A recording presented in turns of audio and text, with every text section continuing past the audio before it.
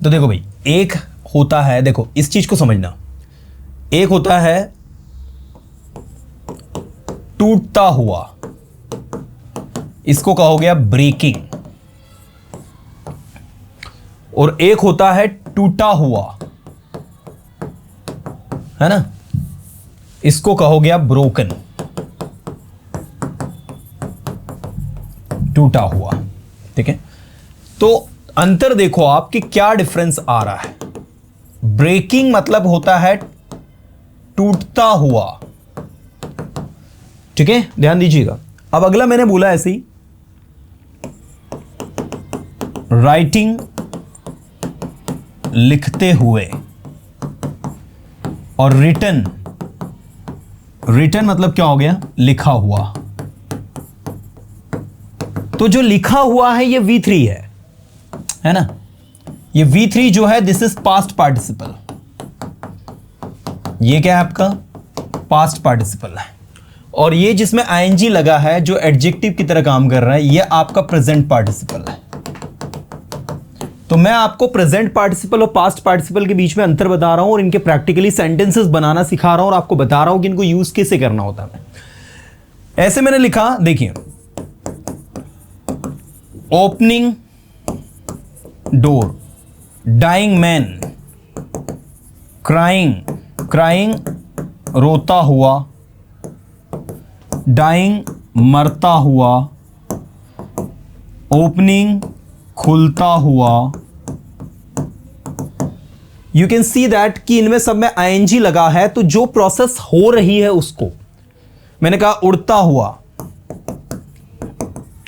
Flying bird, flying bird मतलब क्या होगा, उड़ता हुआ पक्षी, उड़ता हुआ पक्षी, है ना। इन सब में देखो ING लगा हुआ है। लेकिन जब मैं बात करता हूं V3 की, मैंने कहा ब्रोकन टूटा हुआ, रिटन लिखा हुआ, ओपन खुला हुआ। अब मान लीजिए आपके पास एक बुक आई और वो बुक फटी हुई है, तो आप क्या कहोगे, टॉर्न बुक। टॉर्न बुक मतलब फटी हुई किताब, फटी हुई किताब। You got it. आपके पास एक सेलफोन आया और वो सेलफोन डैमेज था, तो आप क्या कहोगे, डैमेज्ड सेलफोन। मतलब डैमेज मतलब टूटा हुआ सेलफोन, टूटा हुआ सेलफोन। डैमेज्ड भी कह सकते हो, ब्रोकन भी कह सकते हो, ब्रोकन सेलफोन, टूटा हुआ सेलफोन। तो यहां पर ये सब आपके V3 है और ये सब आपके इसमें ING लगा है। अब आपको सेंटेंस बनाना सिखा रहा हूं, ध्यान दीजिएगा। ठीक है, टूटता हुआ पेन, टूटता हुआ पेन, मैंने एक टूटता हुआ पेन देखा, I saw a breaking pen। अब देखो, मैंने एक टूटता हुआ तारा देखा, तो तारे के लिए ब्रेकिंग आप देसी हो जाएगा थोड़ा सा, उसके लिए शूटिंग यूज होता है। शूटिंग स्टार मतलब क्या होता है, टूटता हुआ तारा। तो मैंने एक टूटता हुआ तारा देखा, I saw a shooting star. एक बार बोलकर देखो सारे student, I saw a shooting star, I saw a shooting star last night। कल रात को मैंने एक टूटता हुआ तारा देखा। राइटिंग लिखते हुए, उसने मुझसे लिखते हुए बात की, उसने मुझसे कैसे बात की, लिखते हुए बात की। तो he talked to me writing, उसने मुझसे लिखते हुए बात की, he talked to me writing। Next, she came here writing, वह यहां लिखते हुए आई। ठीक है, वो यहां कैसे आई, लिखते हुए आई, राइटिंग करते हुए आई मतलब, है ना। ओपनिंग खुलता हुआ, मैंने एक खुलता हुआ दरवाजा देखा, I saw an opening door and I became very curious who was inside।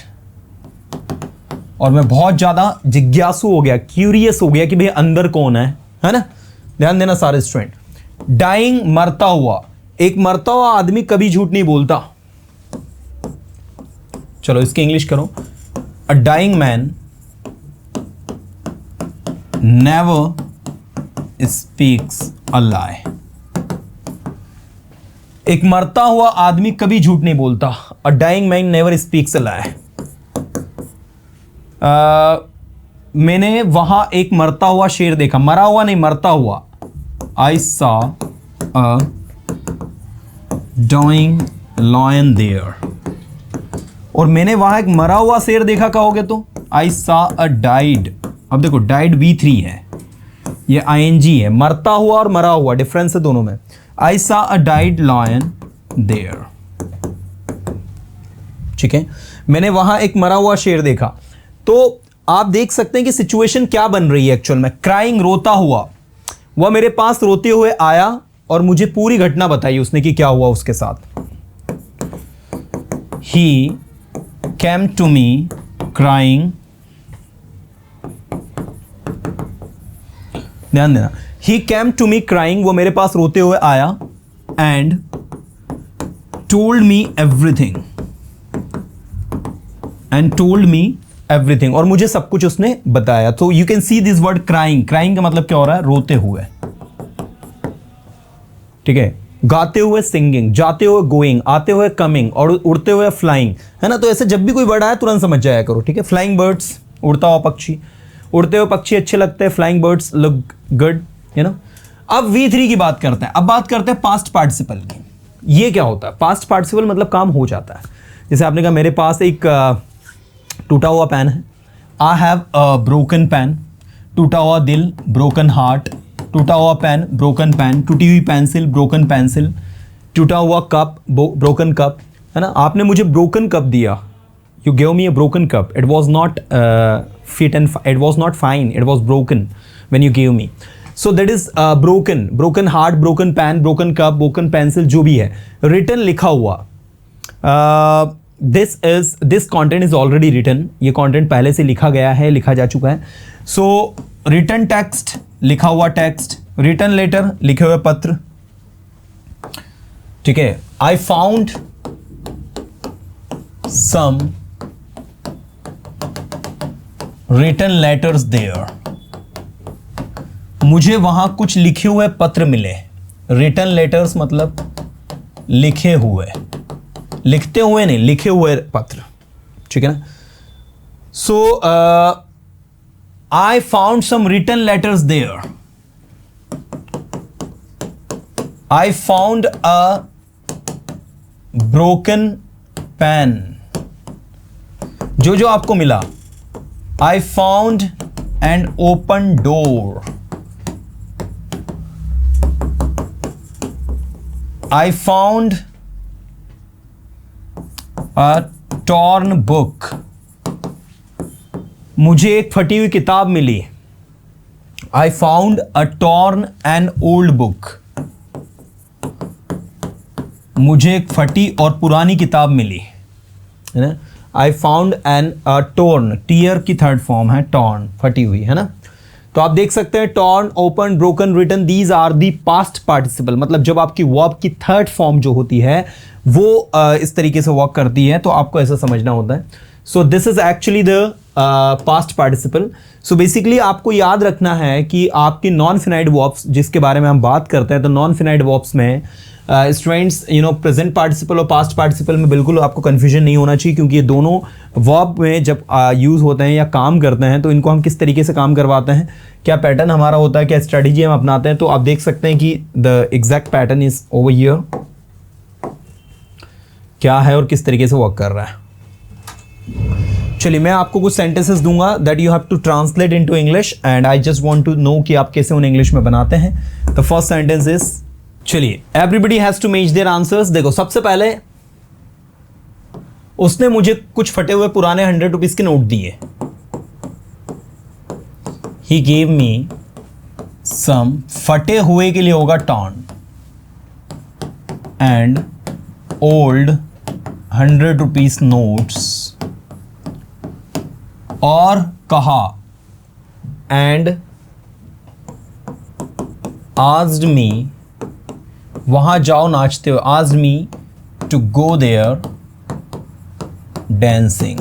ये मैं आपको नरेशन में सिखाऊंगा कि कैसे जुड़ा है, ठीक है। ये जो की है इसके लिए दैट मत लगाना, बहुत सारे लोगों ने दैट लगाया जो गलत है। वहाँ जाओ, ये एक इम्पेरेटिव सेंटेंस है इसलिए यहाँ पर आस्क्ड लगाना पड़ा हमें। आस्क का मतलब यहाँ कहना निकल रहा है, पूछना नहीं निकल रहा है।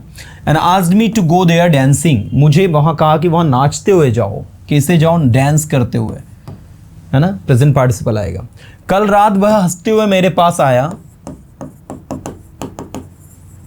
Last night he came to me, पास के लिए नियर मत लगाना, टू लगाना। Last night he came to me laughing, LAUGHING, laughing मतलब होता है हंसते हुए।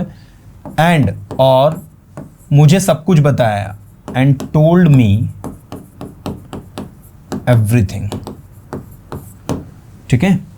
Last night he came to me laughing and told me everything, कल रात वह हंसते हुए मेरे पास आया एंड टोल्ड मी एवरीथिंग, और मुझे सब कुछ बताया।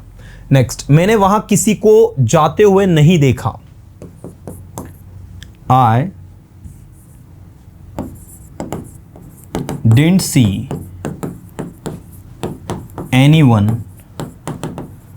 going there। जाते हुए, you can see going there, present participle आएगा। क्या आप मुझे बोलते हुए देखना चाहते हैं? Do you want me to, हाँ, do you want to see me, ऐसा आएगा। Do you want to see me speaking, ठीक है। Do you want to see me speaking, क्या आप मुझे बोलते हुए देखना चाहते हैं? Do you want to see me speaking, that is the way to work। अब आप देखिए first, second, third and fourth, we have 4 different situation. The first, उसने मुझे कुछ फटे हुए पुराने नोट्स दिए, he give me some torn old 100 rupees notes and asked me to go there dancing. Last night he came to me laughing and told me everything. I didn't see anyone going there. Do you want to see me speaking, क्या आप मुझे बोलते हुए देखना चाहते हैं? You know what,